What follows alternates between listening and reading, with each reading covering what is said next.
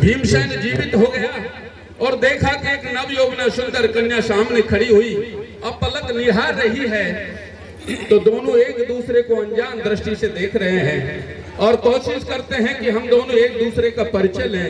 जब परिचय दिया तो भीमसेन ने कह दिया कि मैं तो पांडुपुत्र भीम हूं, और एलमदे ने कहा कि मैं वासुकी की बेटी हूं, मेरा और तुम्हारा व्यवहार होने वाला है।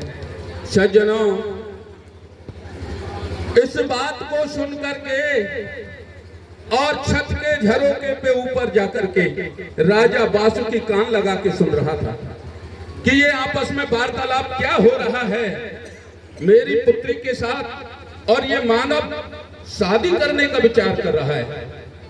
तो भीमसेन के सामने क्रोधित अवस्था में राजा वासुकी आ जाते हैं और आकर के क्या कहते हैं कि निकल निकल जल्दी निकल, हो तू अभी भवन से बाहर, नहीं तो मेरी खड़ग से तेरा दंगो शीश उतार।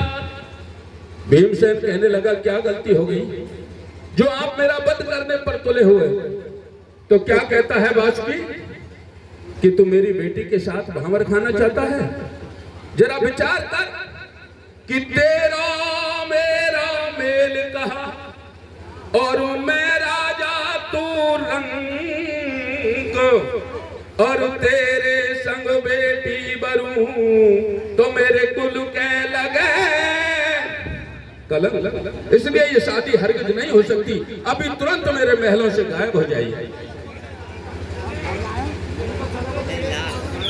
तो दोनों क्रोधित हो गए और भीम सोचता है कि शादी तो होगी लेकिन हो सकता है इसके साथ युद्ध हो जाए।